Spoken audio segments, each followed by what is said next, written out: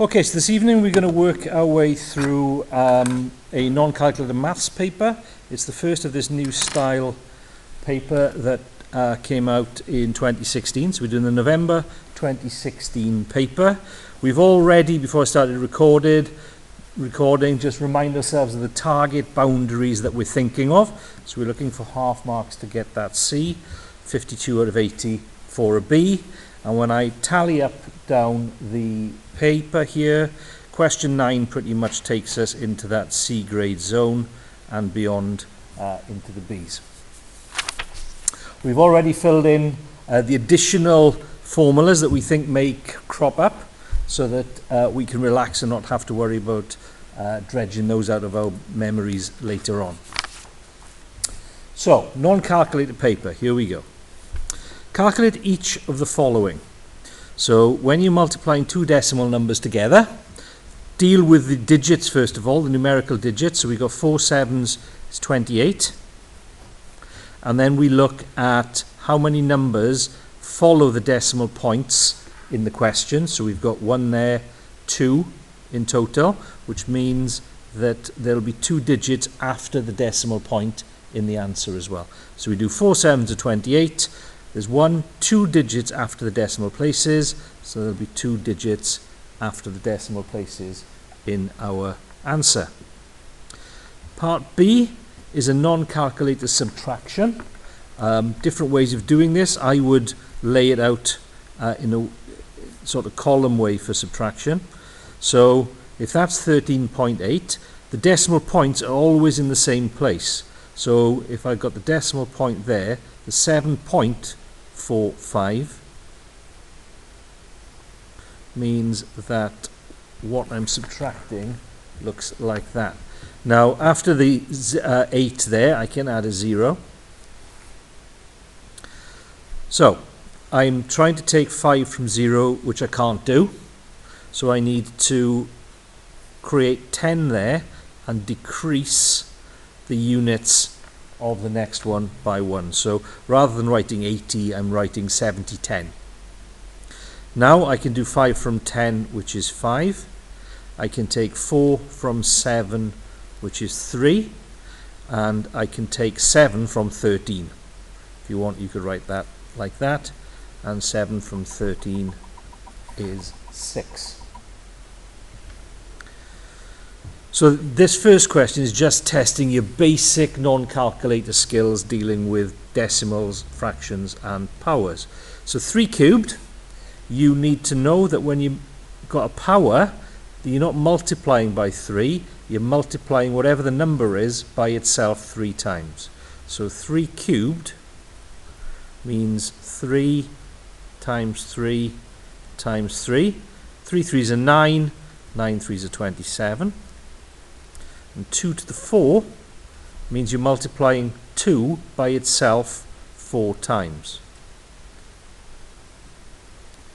2 2s are 4, 4 2s are 8, 8 2s are 16.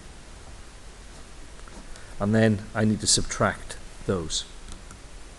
6 from 7 goes once, 1 from 2 goes once. So that's 11. Part D. Fractions. When we're trying to add or subtract fractions, you need to be happy that you can't do that until the numbers on the bottom of the fractions, the denominators, are the same. So I'm looking to take the 3/5 and make it out of 10. And I can do that if I multiply both of parts of the fraction by 2. 3 times 2 is 6, 5 times 2 is 10. So 3/5 is the same as 6/10. Once the denominators are the same, then you can subtract, because what you're doing then is both fractions are out of the same quantity. They're both out of 10. So 9 out of 10, take away 6 out of 10, leaves you 3 out of 10. Marks for that. 1 mark for the first one, 1 mark for 6.35. You'd get 1 mark here for either correctly working out 3 cubed or working out 2 to the power of 4, and then the second mark is for the correct subtraction of those two. And for part D, there's 1 mark for correctly turning 3/5 into an equivalent fraction, and 1 mark for correctly subtracting them. Question 2. Circle either true or false for each of the following statements. Now, it frustrates me when I mark these GCSE papers how often a question like this has got no workings out. People just look at it and think, oh, well, I'll go, that seems about true, that doesn't sound, without doing any maths to figure that out. Okay? The space is there to make sure that you can test to see whether it's true or false. So if we work with 20% of 70, just like we were doing in the numeracy paper, first of all we find 10% by dividing by 10. So 10% is 7, so 20% is 14. So 20% of 70 is 14. Is that the same as 70% of 20? Well, 10% of 20 is 2. So 70% will be 7 lots of 2, which is 14. So 14 is the same as 14. That's true.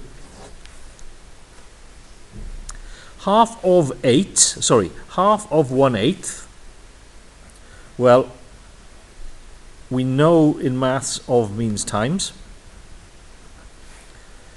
Now, when you're multiplying fractions, you don't have to have them in the same denominators. You just multiply the tops. 1 times 1 is 1.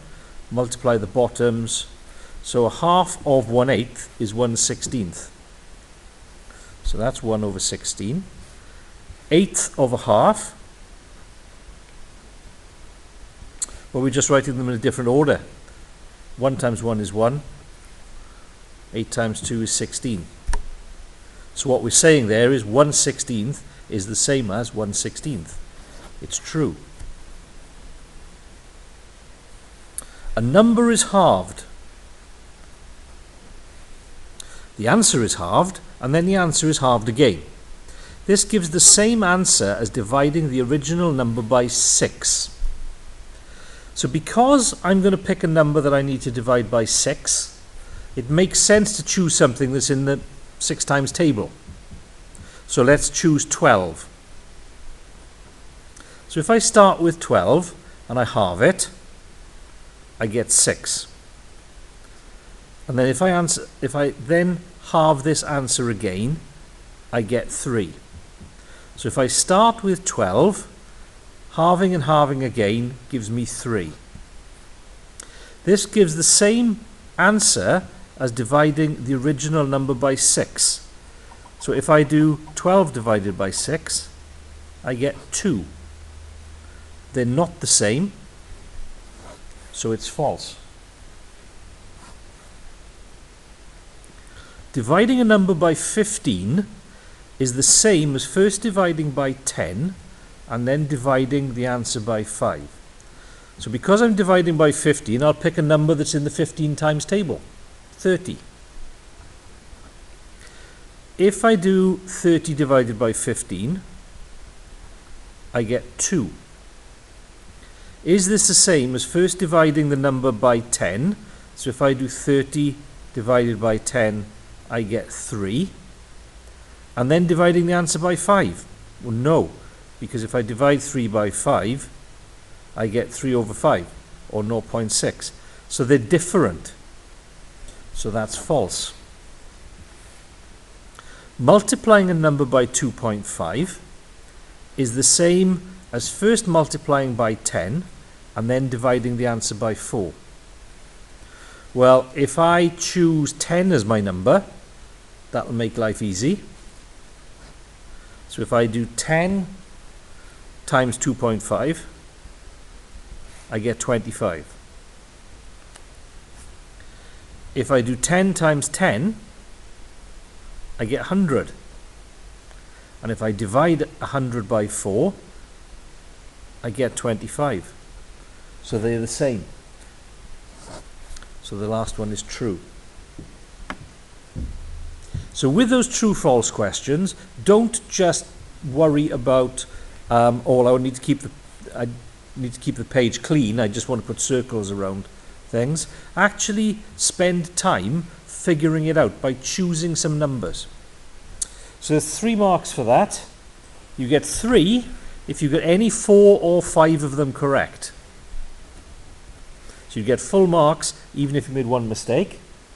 You get 2 if you get 3 right, and you get 1 for any 2 right.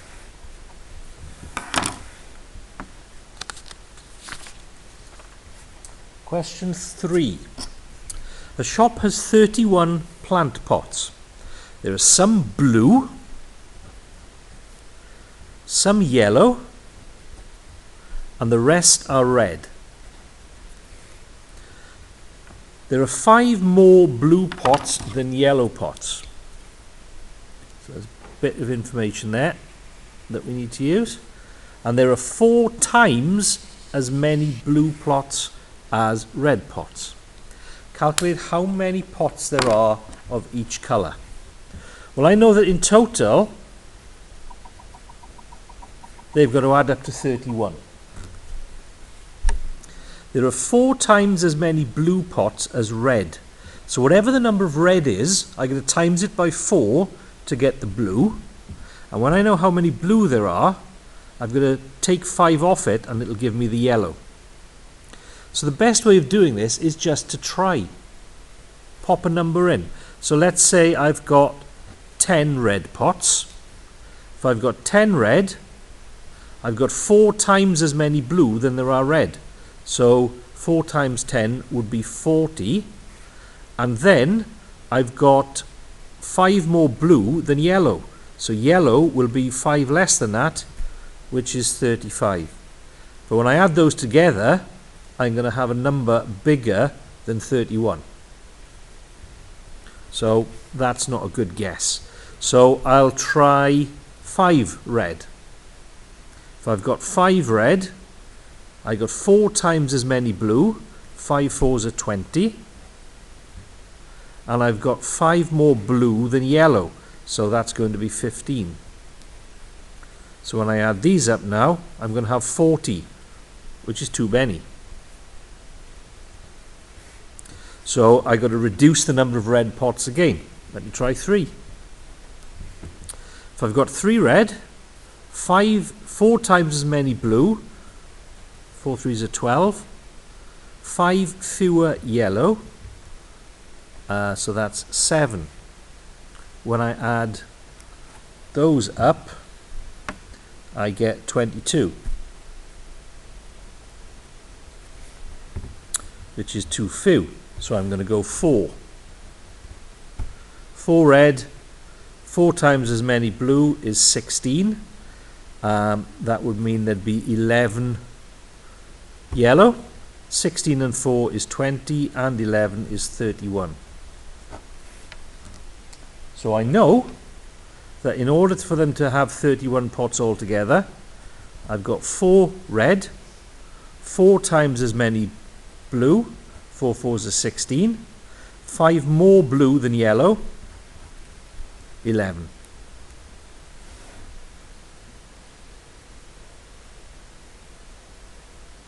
So the 3 marks there are if it's all correct. If you've come up with a pair of numbers that meets 2 of those conditions, that they'll add to 31 maybe, and you've got the 4 times, then you get 2 marks. And if you've got 1 condition correct, so if they all added up to 31, for example, you get 1 mark. So with a question like that, don't be afraid of just trial and error or trial and improvement. Question 4. Write down the next two numbers in the following sequence. So with sequences, you're looking to see how the numbers change. So I can see here they're going down. So they're going down, I'm subtracting from the previous, and I'm subtracting 7 there, and 7, and 7. So they're going down in 7s. So that term is going to be 5, because 12 take away 7 is 5. And then 5 take away 7 takes us down to -2. Question 4b, simplify the expression. So I've got a piece of algebra there with two different letters, G's and F's.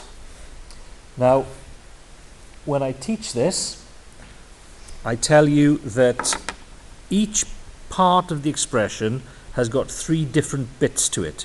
You've got the sign, whether it's positive or negative, the number, which tells you how big it is, and the letter part. So there,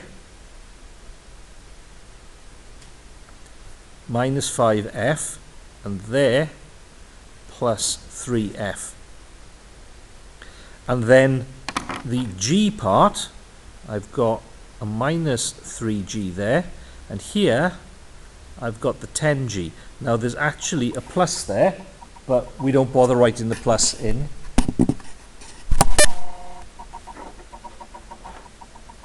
But if it was negative, we would have written it in. So you need to make sure that you've got the right signs attached to the right parts of the expression. Then you're moving up and down the number line. So we're starting at +10, G, and we're going down 3G places. So we're going +10, down 3, we end up at 7G. And then for the red, the F's, I'm starting at -5, and I'm going up 3 places. Now, if you're not confident with negative numbers, draw yourself a little number line. You can do it on the back of the exam paper. There's an additional page where you could draw yourself a little number line. So if we start there 0, and we've got -1. So back to the question, we were at -5 and adding 3. So we start there, and if we're adding, we're increasing. So we end up at -2. So that would be written as -2f. So don't be afraid of using that extra space. Using the formula 2t equals m plus 3k, find the value of k when t is 11 and m is 4. So in our formula, we're going to replace the t with a number 11 and the m with a number 4. Now, where you have to be careful is where you've got numbers and letters attached. When you replace the letter, it creates a bracket, or a times if you prefer. M is 4 plus 3k. So where you're getting rid of a letter, where you're replacing a letter, put it in brackets. One of the things of algebra that you learn early on is that where you've got a bracket, it's actually a multiply. So that means 2 times 11 is 22, equals 4, add 3k. That gives us an equation now. We want to work out what the k is. The rule to remember with an equation is what you do to one side, you have to do the same to the other. So to start getting that 3k on its own, I need to get rid of that plus 4 by taking 4 off. If I take 4 off the right hand side of the equal sign, I have to take 4 off the left hand side as well, which leaves me 18 equals 4 take away 4 is gone, just leaves me 3k. The 3 and the k are joined by a times, so to get the k on its own, I have to divide that side by 3. If I divide that side by 3, I have to divide that side by 3 as well. 18 divided by 3 is 6. 3 divided by 3 is 1. So k equals 6.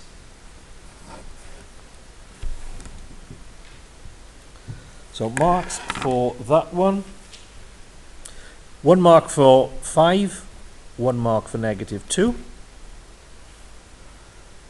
1 mark for 7g, 1 mark for -2f, and with C, 1 mark for getting down to that point, so correctly substituted in and dealt with the 2 times 11, and 1 mark for the final answer.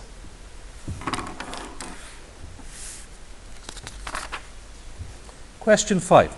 So probability isn't tested at all on numeracy, so you can expect over the 2 maths papers to have quite a smattering of probability. 3 red cards have the following numbers written on them: 3, 6, 9. 4 green cards have the following numbers written on them: 1, 2, 3, 4. In a game, the cards are turned face down. A player chooses 1 red card and 1 green card at random. The player's score is the sum of the 2 numbers. So with a game of chance, they will give you the rule of the game. That is the rule of the game. You need to know what sum means. Now sum means add. They could have said the difference, which would be subtract. They could have said the product of 2 numbers, which would be multiply.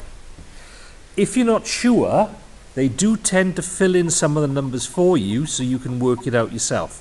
So for example, that number 8 there is produced from a 6 and a 2. Well, that clearly means that that's add, because if it was difference, it would be 6 take away 2, which is 4. If it was product, it would be 6 times 2, which is 12. So if you're not sure, use the clues from the part of the score they've already filled in. So 6 add 1 is 7, 6 add 3 is 9, 6 add 4 is 10, 9 add 1 is 10, 9 add 3 is 12, 9 add 4 is 30. A player wins a prize if the score is more than 9. Safira plays the game once. What is the probability that she wins a prize? So you have to be clear as to whether or not more than includes the number 9. Okay? And it doesn't. More than means you're looking for numbers bigger than 9. If the question had said at least 9, 9 would have been counted. So more than 9, I've got 1, 2, 3, 4, 5 numbers which would win a prize, and then for probability the number that's on the bottom is out of how many possible outcomes are there.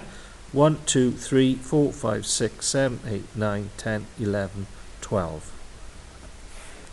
So the probability that she wins a prize is 5 out of 12.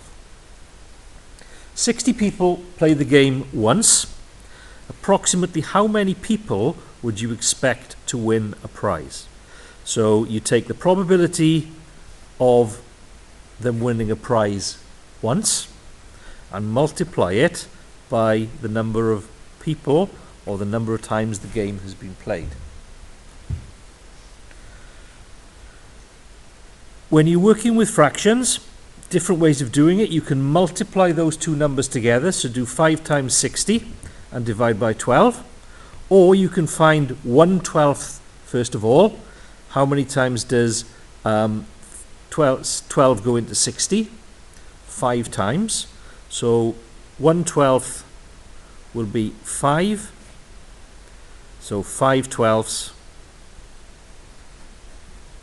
will be 5 times 5 equals 25. So that's one way of doing it. Or you could have done 5 6s are 30, so that's 300 out of 12, and worked out that way. Lots of different ways of doing it. What's really, really important here is that you leave your answer as 25. A very common mistake is to say, so 25 out of 60, because 60 people play the game. that is now wrong because you've written it as a fraction. If you'd have written 25 out of the 60, that would have been okay. But that is wrong because that's less than one person. Okay, so make sure you don't make that mistake. Marks for that. 1 mark for filling in the table.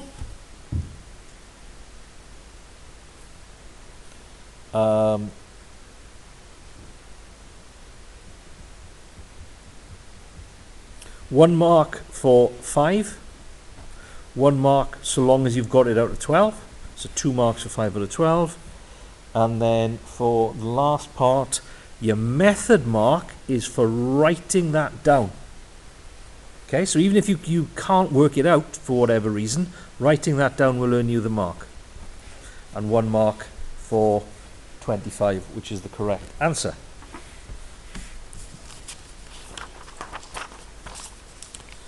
Okay, question 6. Okay, so this is our OCW question. We know it was coming. So how I communicate my maths is going to help me with this. So a right angle triangle, BCD, is joined to a rectangle, ABDE, as shown below. The area of the rectangle is 45 centimeters squared. Calculate the area of the right-angled triangle. You must show your working. So this is testing. Can you work out the area of a triangle? Half base times height. Can you work with the area of a rectangle? Length times width. I know the area of the rectangle is 45. So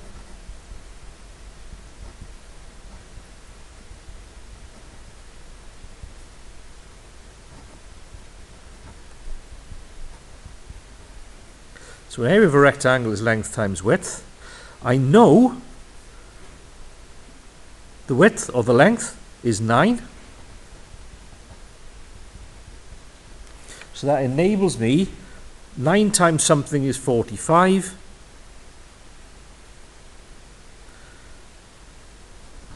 Nine times something is 45. Going through my times tables or doing 45 divided by 9, I know the width is 5. So now that I know that that is 5, that means now for this triangle, I know the height of that is 5.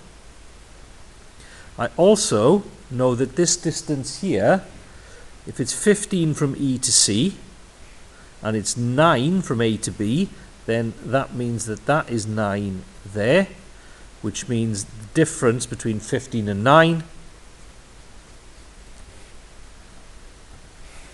is the width of that triangle. So that's BDC.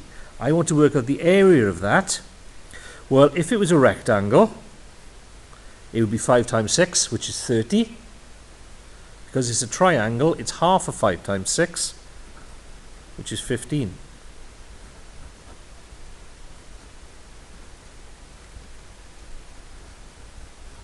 Five sixes are 30, half of 30 is 15 centimeters squared.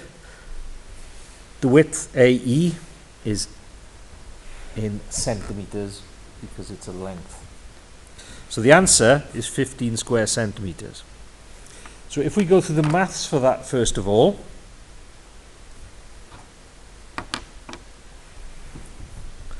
there's a method mark for 9 times something is 45 and an answer mark for getting that the width is 5.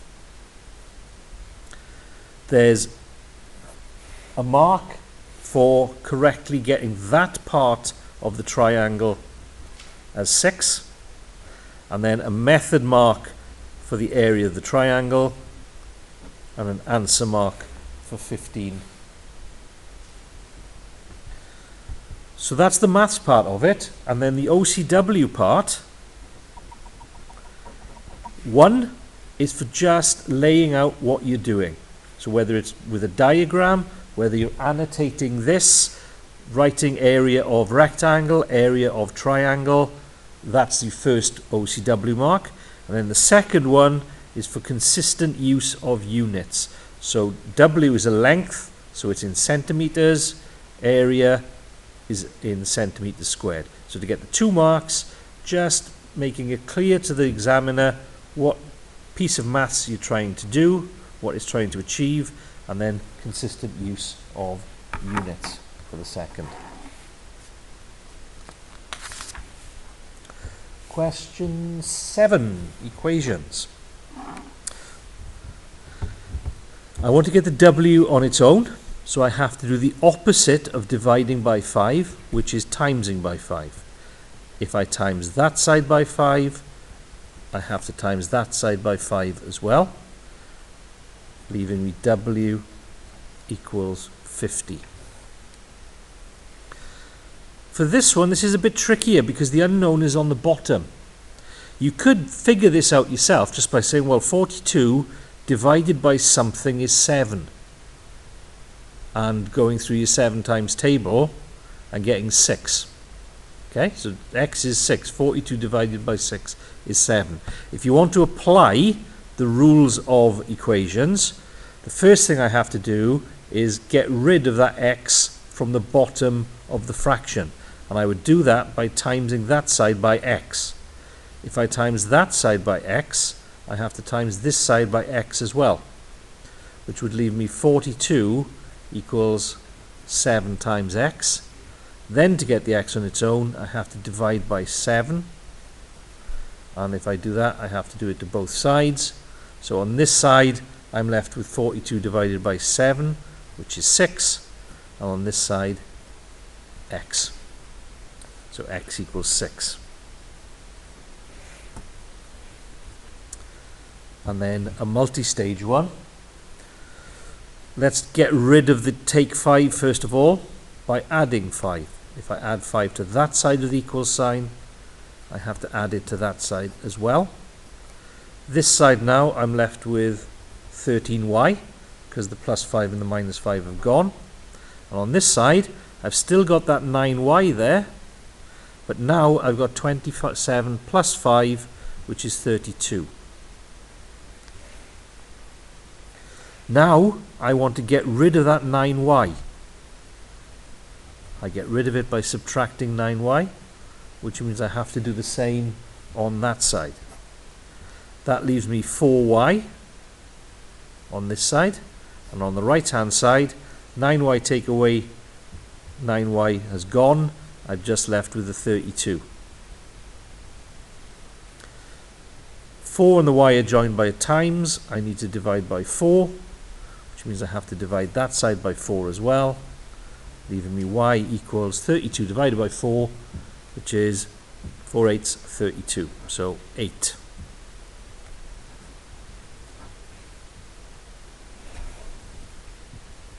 So long as you keep plugging away, what you do to one side, you have to do the same to the other. You'll eventually come down to the right thing. So 7a, 1 mark. 7b, 1 mark. And then 7c, there's 1 mark for getting it to 13y is 9y plus 32, so getting rid of one side of it. There's another mark for getting down as far as 4y is 32, and your final mark for y equals 8.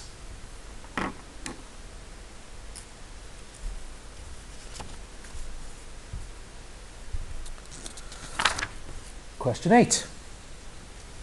2 types of number are added or multiplied together.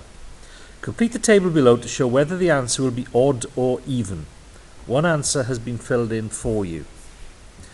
So just in the same way we were doing with those true or false questions, pick some numbers to test. So if I've got an even number and an odd number, an even number would be 6, an odd number would be 3. If I add those together, I get 9, which is odd.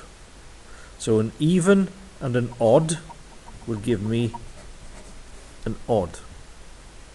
If I've got an odd and an odd, so say 3 plus 5, I get 8, which is even. So odd plus odd, even. Even number times an even number, 2 times 4, 8, even. Even times odd, so say 2 times 3, 6, even. And an odd times an odd, 3 times 5, 15, odd. So just pick numbers and test.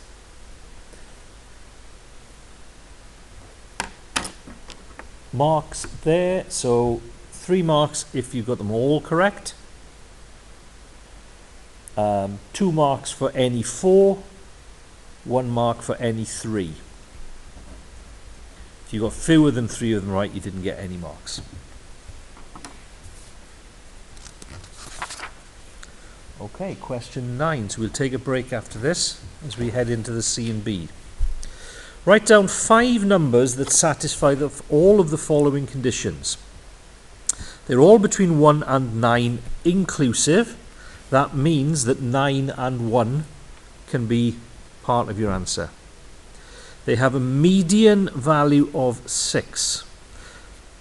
So the median I know is the middle. So if those are going to all be in order, I can put that 6 there. Tick that off. They have a range of 7.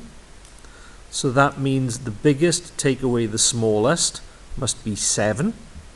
So that means that if that one is 8, say, then that would be 1, because 8 take away 1 is 7. And then we have the last clue, which is the mean is 5.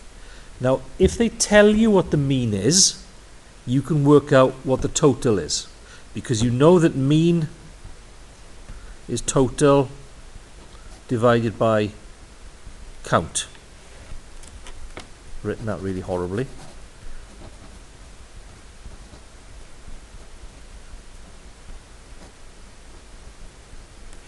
Now I know the mean is 5, and I know the count is also 5, because I got 1, 2, 3, 4, 5 numbers. So to find the total, I've got to do 5 times 5.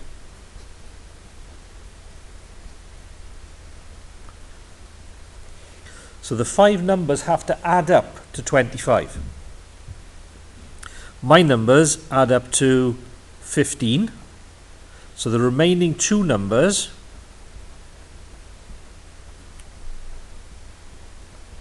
must add up to 25 take away 15 is 10. So they've got to add up to 10. So if I make that one 7, that makes that one 3. So when I add those together now, I get 10, 18, 19, 25. And the marks for that, 3 marks for all those conditions met, because I met that one now as well. 2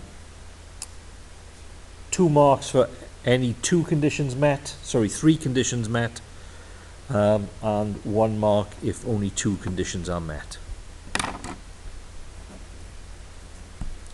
So that takes us through the first 40 odd marks of the paper. You get everything right up to there, you're into a C.